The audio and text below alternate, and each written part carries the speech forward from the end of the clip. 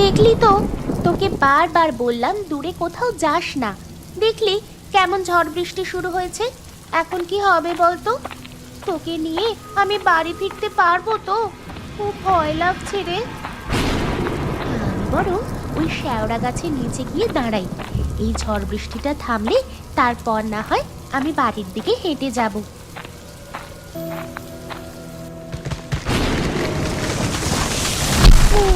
ওরে বাবা রে, এই গাছের ডালটা কি ভেঙে পড়বে নাকি?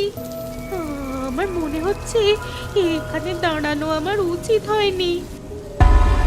ওরে বাবা, ওরে বাবা রে, ওটা কি? আমাদের ছেড়ে দাও দয়া করে। আমরা খুব বিপদে পড়ে এখানে এসে পৌঁছেছি। দয়া করে আমাদের ছেড়ে দাও। হাতের ছাগলটিকে আমার দিকে বাড়িয়ে দে।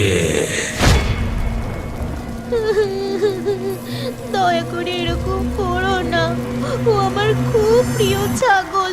তুমি তুমি ওকে নিয়ে কি করবে? সেটা এক্ষুনি তুই নিজের চোখের সামনে দেখতে পাবি।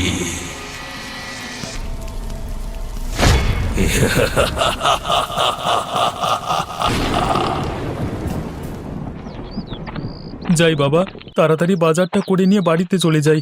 কালকে যা বৃষ্টি হয়েছে তাতে তো রাস্তা একদম প্যাচপ্যাচে কাদা হয়ে গেছে। বেশি জোরে চলতে গেলে আবার স্লিপ খেয়ে পড়ে কোমর ভাঙবো। আরে আরে, ওখানে কে একজন শুয়ে আছে বলে মনে হচ্ছে। কোনো বাচ্চা মেয়ে মনে হচ্ছে তো। একবার গিয়ে দেখি তো, এখানে এভাবে শুয়ে আছে কেন? এ যে তাজ্জব ব্যাপার। আরে, এ যে শ্রেয়া, ও এখানে এভাবে পড়ে আছে কেন? আরে, কিছু হয়ে গেল নাকি? আরে, মনে হচ্ছে তো অজ্ঞান হয়ে গেছে। আর চারিদিকে এত রক্ত পড়ে কেন? না না, ওকে বরং আমি বাড়িতে নিয়ে যাই।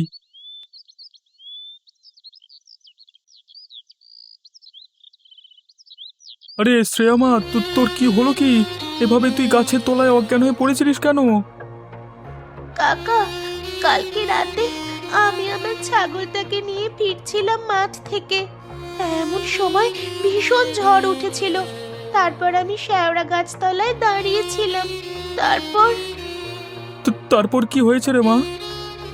হঠাৎ আমি দেখলাম গাছ থেকে একটা ভয়ানক দেখতে কি যেন নেমে এলো। ও এসে আমার হাত থেকে ছাগলটাকে ছিনিয়ে নিয়ে আমার সামনে চিবিয়ে চিবিয়ে খেয়ে ফেললো।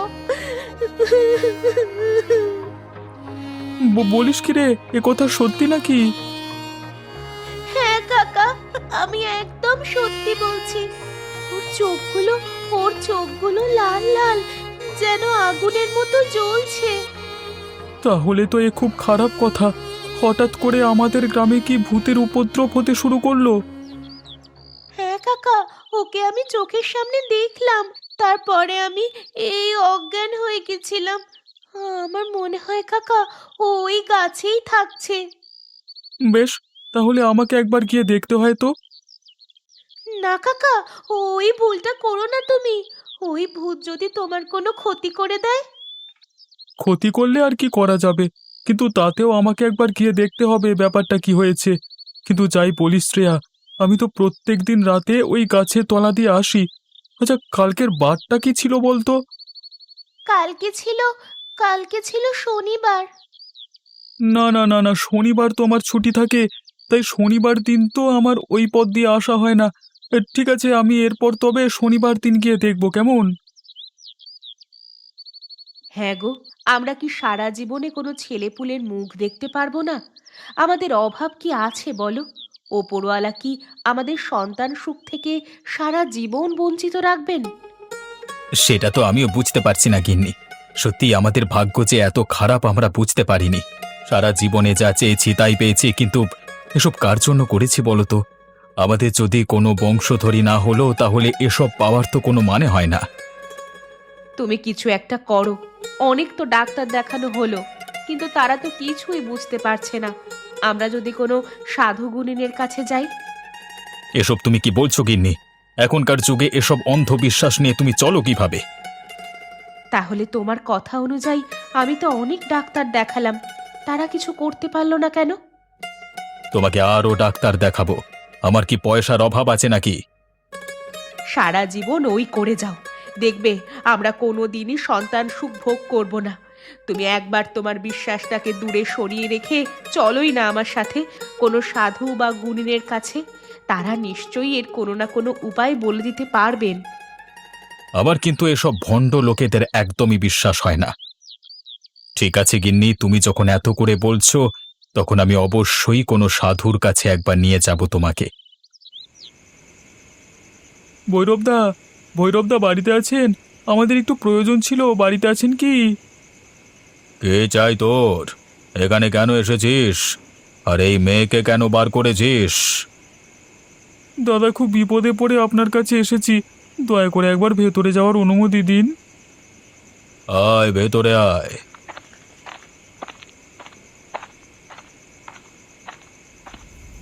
এই মেয়ের পেছনে এক বিদেহী আত্মা ঘুরে বেড়াচ্ছে।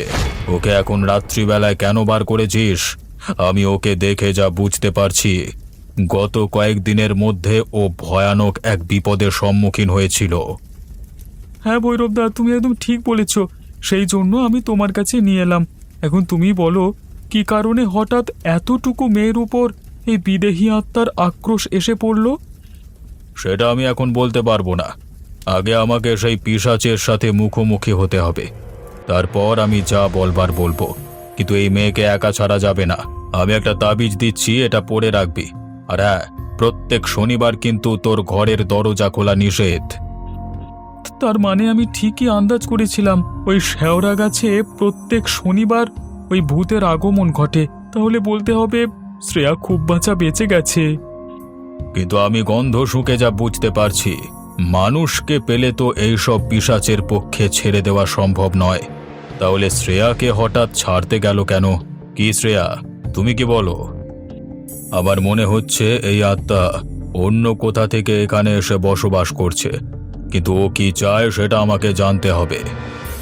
তুমি কবে যাবে ভৈরবদা? আমাদের যে এবার সত্যি খুব ভয় করতে শুরু করেছে। আমি ভাবছিলাম এবারের শনিবার একবার শেওড়া গাছের নিচে গিয়ে দাঁড়িয়ে দেখবো সত্যি কিছু আছে কিনা।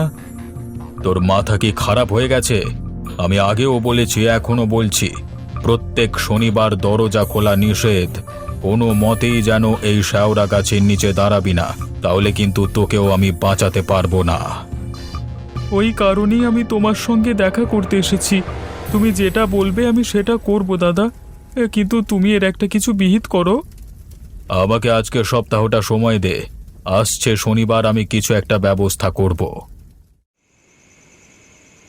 শোনো বুড়ি, তোমাকে আমি শেষবার বলে দিচ্ছি, তুমি ওই গ্রামের তোমার নামে যে সম্পত্তি আছে সব সম্পত্তি আমার নামে লিখে দাও। দেখ বাবা, জোর করিস না। তুই আমার ছোট ভাইয়ের ছেলে। আমি তো ওই সম্পত্তি আমার বাবার থেকে পেয়েছি।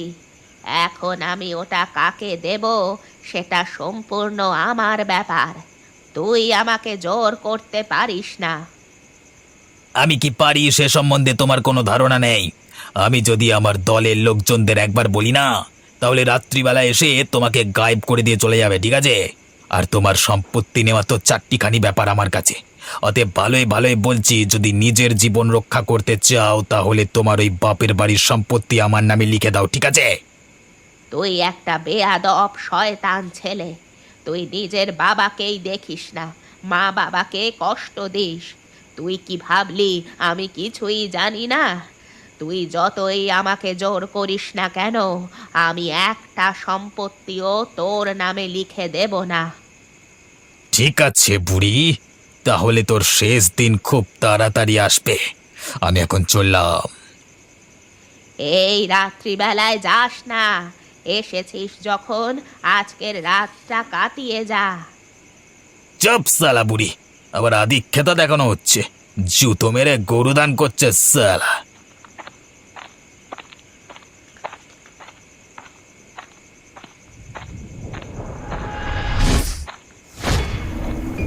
আরে সালা রে, মরে গেলাম রে। সামনে কি চলে এলো রে? ও তোর সাহস কি করে হয় এই রাতের বেলায় আমার বাসস্থানের নিচে দিয়ে যাওয়ার? ওরে বাবা রে, যে ভূত! ভাই, আমি এখন কি করব? দয়া করে আমাকে ছেড়ে দাও। আমি তোমার কোনো ক্ষতি জেনে শুনে করিনি। আমি জানতাম না যে রাতের বেলায় এই রাস্তা দিয়ে যেতে নেই। আমার খুব বড় ভুল হয়ে গেছে। বেশ, পরের জন্মে না হয় তুই ভুলটা শুধরে নিবি।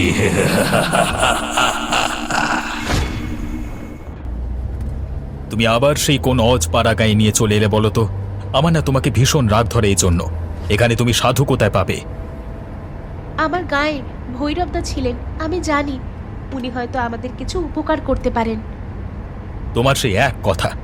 যাক, তোমার সঙ্গে যখন বেরিয়ে এসেছি তখন আমি আর মাথা গরম করব না। এখন বলো কোন দিকে যাব? সোজা রাস্তা ধরে চলো। রাস্তার পাশে একটা শেওড়া গাছ পেরুলে তারপর গ্রামে প্রবেশ করা হবে।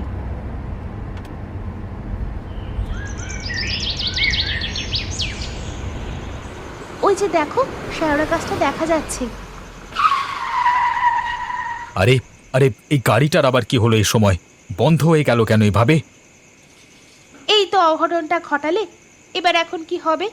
এদিকে তো রাত নেমে এসেছে, আর এখানে তো কোনো গ্যারেজ আছে বলে আমার মনে হয় না। কিনি আমি কি করব? আমি কি জানতাম যে এই সময় খারাপ হবে গাড়িটা? সবকিছু তো ঠিকই ছিল।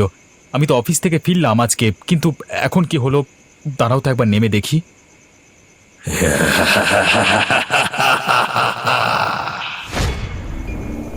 আরে আরে, এভাবে অট্টহাসি কে করছে? রত্না, তুমি কি শুনতে পাচ্ছ? এভাবে কে কে হাসছে? কোনো চোর ডাকাত নয় তো? ও গো, তুমি গাড়ির ভেতরে উঠে এসো। আমার মনে হচ্ছে অন্য কোনো ব্যাপার। আমার খুব ভয় করছে। ফাঁসিয়ে দিলে গো, ফাঁসিয়ে দিলে। সত্যি বাবা, এখন কি করবো এবার? এখন যদি চোর ডাকাত এসে আমাদের সবকিছু লুট করে নিয়ে চলে যায় তাহলে কি হবে? আমি বুঝতে পারিনি গো, হঠাৎ করে আমরা এই বিপদের মধ্যে পড়ে যাব। আরে আরে, ওটা কি? ওরে বাবারে, এ যে মনে হচ্ছে ভূত। হ্যাঁ, এখন কি শেষ পর্যন্ত ভূতের হাতে প্রাণটা দিতে হবে? হে ওপরওয়ালা, আমাদের তুমি রক্ষা করো, আমাদের এই বিপদের হাত থেকে বাঁচাও। কেউ তোদের বাঁচাতে পারবে না। এখন তোরা আমার হাতে প্রাণ দিবি। এই যে গাড়িটা চালু হয়ে গেছে, তাড়াতাড়ি এখান থেকে পালিয়ে চলো, না হলে ও আমাদের মেরে ফেলবে। বাপরে বাপ, এই যুগে যে এমন ভৌতিক ঘটনার সম্মুখীন হব আমি ভাবতে পারিনি। সত্যি সত্যি, এও কি সম্ভব? তাহলে বুঝলে তো, পৃথিবীতে এমন কত কিছু আছে যা কিছু আমাদের জানার বাইরে, আর তুমি এসব অন্ধবিশ্বাস বলে উড়িয়ে দাও। না না না, আমি ভুল করেছি। সত্যি এই পৃথিবীর রহস্য আমাদের সবার কাছে অজানা। স্বল্প জ্ঞান নিয়ে হেয় করা উচিত নয়। তুমি যেন কোন দাদার কথা বলছিলে, চলো সেখানেই যাওয়া যাক। আপনাদের ঠিক চিনতে পারলাম না তো। আপনারা? ভৈরবদা, আমাকে চিনতে পারছো না? আমি রত্না, খুব বিপদে পড়ে তোমার কাছে এসেছি। আরে রত্না, তুই কতদিন বাদ এখানে এলি? তাই আয়, ভেতরে আয়। আচ্ছা, একটা কথা বলতো, তোরা আসবার পথে কোনো ভয়ানক বিপদে পড়েছিলিস তাই না? আপনি কি করে জানলেন? আমি এমন সব কিছুই জানতে পারি বা দেখতে পাই যা সাধারণ মানুষেরা দেখতে পায় না। এখন বল, আমি কি সত্যি বলছি? তুমি একদম সত্যি বলেছো ভৈরবদা। ওই শেওড়া গাছের নিচে হঠাৎ করে আমাদের গাড়িটা বন্ধ হয়ে যায়। তারপর আমরা দেখি শেওড়া গাছ থেকে একটা ভয়ানক মূর্তি নেমে এসে আমাদের গাড়ির সামনে আমাদেরকে আক্রমণ করে মেরে ফেলবার ধান্দা করছিল। না, এবার দেখছি আমাকে কিছু একটা ব্যবস্থা নিতেই হবে। এর আগের দিন একটা মানুষকে মেরেছে সে। একটা বাপ মা মরা ছোট মেয়ে তার খপ্পরে পড়েছিল। ভাগ্যের জোরে সেখান থেকে বেঁচে ফিরেছে। বাপ মা মরা ছোট মেয়ে? গিন্নি, আমাদের কথাটা একবার বলো, কি কারণে আমরা এসেছি? হ্যাঁ দাদা, আমরা যে বিষয়ে তোমার সাথে আলোচনা করতে এসেছি। এই গাছে কে থাকিস? আমার সামনে এসে দেখা দে। সাহস থাকলে আমার সামনে আয়। এখান থেকে চলে যা, না হলে তোর প্রাণ আজকে আর বাঁচবে না। এই যে গাছে কে থাকিস? আমার সামনে এসে দেখা দে। সাহস থাকলে আমার সামনে আয়। এখান থেকে চলে যা, না হলে তোর প্রাণ আজকে আর বাঁচবে না। না হলে তোর প্রাণ আজকে আর বাঁচবে না। এই বৃদ্ধ বয়সে আমি আর কাউকে ভয় পাই না। তবে আমি জানতে এসেছি তুই কে। আগে তো এই গাছে কোনোদিন কেউ থাকতো না, তুই এলি কোথা থেকে? কালকে যে তোর উপর আক্রমণ করতে এসেছিল তাকে আমি মেরে তোর উপকার করেছি। তার জন্য তুই আমাকে ধন্যবাদ জানিয়ে যত তাড়াতাড়ি পারি সেখান থেকে চলে যা। আমি যাব না, তোমাকে বলতেই হবে তুমি কোথা থেকে এখানে এসেছো আর এইভাবে মানুষের ক্ষতি করে বেড়াচ্ছ কেন। আমি তো তোমাকে বলিনি আমার ভাইয়ের ছেলেকে মারতে, তাহলে তুমি মারলে কেন?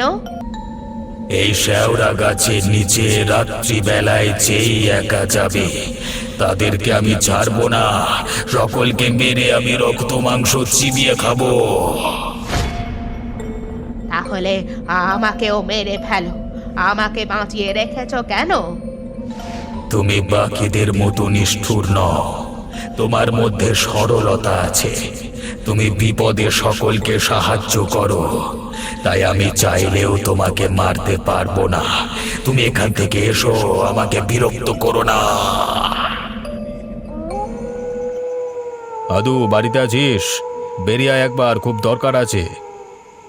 আরে ভৈরবদা, তুমি এখানে কি করছো? আর এনারা কারা? এনারা শহর থেকে এসেছেন। আমাদের এক্ষুনি একবার শ্রেয়াদের বাড়ি যেতে হবে। শ্রেয়াদের বাড়ি কেন দাদা? ওখানে গিয়ে কি করবে? এনারা শ্রেয়াকে নিয়ে যেতে চান। শ্রেয়ার বাবা মা নেই তো, তাই এনাদের কাছে গেলে আশা করছি ও খুব ভালো থাকবে। কিন্তু দাদা, শনিবার তো তুমি দরজা খুলতে বারণ করেছো, তাহলে কি আমরা ঘর থেকে বেরোবো? আমি আছি তো, তোর কোনো চিন্তা নেই। তোদের গায়ে কেউ হাত দিতে পারবে না, তবে আমাদের শ্রেয়ার কাছে যেতে হবে। আজকে রাতটা থাক না দাদা, কালকে সকালেই বরং। তুই বুঝতে পারছিস না, আজকে রাতেই শ্রেয়ার সঙ্গে কথা বলতে হবে। যদি শ্রেয়া রাজি হয় তবে এনারা আজকেই তাকে নিয়ে চলে যাবে।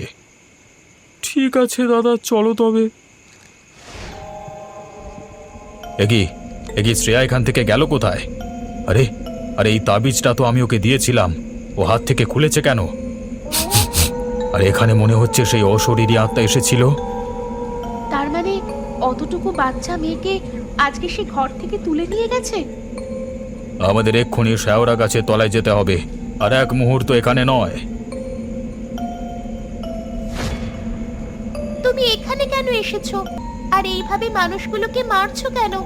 ওদেরও তো কষ্ট হয়। ও তুমি বুঝবে না, আমাকেও একটা লোক অনেক কষ্ট দিয়ে মেরেছে, তারপর আমার দেহকে নদীর জলে ভাসিয়ে দিয়েছে। শনিবারের রাত ছিল সেটা, আমি অফিস থেকে ফিরছিলাম, সেই সময় আমাকে খুন করে। কিন্তু তুমি নিরীহ মানুষগুলোকে মেরে কি ভালো কাজ করছো? আমার প্রিয় ছাগলকে তুমি মেরে দিলে, আমি তো একা হয়ে গেলাম। আমি রাগে মাথা ঠিক রাখতে পারিনি, তাই কি মারছি কাকে মারছি কিছুই হুঁশ থাকে না। একটা কথা বলবো? হ্যাঁ বলো। তুমি যে আমার কাছে প্রতিদিন আসো আমার খুব ভালো লাগে। জানো, আমারও তোমার মতো একটা ছোট্ট মেয়ে ছিল। মোটেও এই কথা যেন কেউ জানতে না পারে। সেদিনের পর আমাকে ভৈরব কাকা একটা তাবিজ দিয়েছিল। আমি সেই তাবিজ ঘরে খুলে রেখে প্রতিদিন তোমার সঙ্গে দেখা করতে আসি। কিন্তু তুমি যদি এভাবে মানুষের ওপর অত্যাচার করতে থাকো তাহলে কিন্তু আমি আর আসবো না। শ্রেয়া, ওখান থেকে সরে আয়, তাড়াতাড়ি আয়, ও তোর ক্ষতি করে ফেলবে না হলে। ওই তো সেই লোক যে আমাকে মেরেছে। আমি তোকে ছাড়বো না শয়তান, তোর জন্য আমার সারা জীবন নষ্ট হয়ে গেছে। তবে রে, মানুষ দেখলেই তোর আক্রমণ করতে মন চায়। এই নে তবে মর। ওই লোক আমাকে মেরেছে, আমাকে আমার প্রতিশোধ নিতে দে। আমার প্রতিশোধ নেওয়া হয়ে গেলেই আমি এখান থেকে সারা জীবনের মতো চলে যাব। আমাকে প্রতিশোধ নিতে দে। কে তোকে মেরেছে? দাত্রীনাথ। কি আবোল তাবোল বকছিস তুই? ও তোকে মারতে যাবে কেন? তুই কি ওকে চিনিস? চিনি, ও ওর স্ত্রীকে খুন করতে চায় যাতে অন্য মহিলাকে ও বিয়ে করতে পারে। আমি ওর চক্রান্ত জেনে গিয়েছিলাম এবং ওর স্ত্রীকে বলে দেওয়ার হুমকি দিয়েছিলাম। তাই জন্য আমাকে একা পেয়ে আমার মুখ বন্ধ করবার জন্য আমাকে মেরে ফেলে। তার মানে তুমি এতদিন আমাকে... ও তোমাকে অল্প অল্প বিষ খাইয়ে মারতে চেয়েছিল যাতে পুলিশে কিছু বুঝতে না পারে। তার মানে এই বিষের কারণে রত্না সন্তান ধারণ করবার ক্ষমতা হারায়, আর তাই তারা কোনো পুত্র সুখ ভোগ করতে পারেনি। সব মিথ্যে বলছে, আমি কোনোদিন এসব কাজ করিনি, সব মিথ্যে। না, সবকিছুই সত্যি। তুমি প্রত্যেক দিন অফিস থেকে ফিরে আমাকে নিজের হাতে চা তৈরি করে খাওয়াতে, আর তাতেই তুমি বিষ মেশাতে।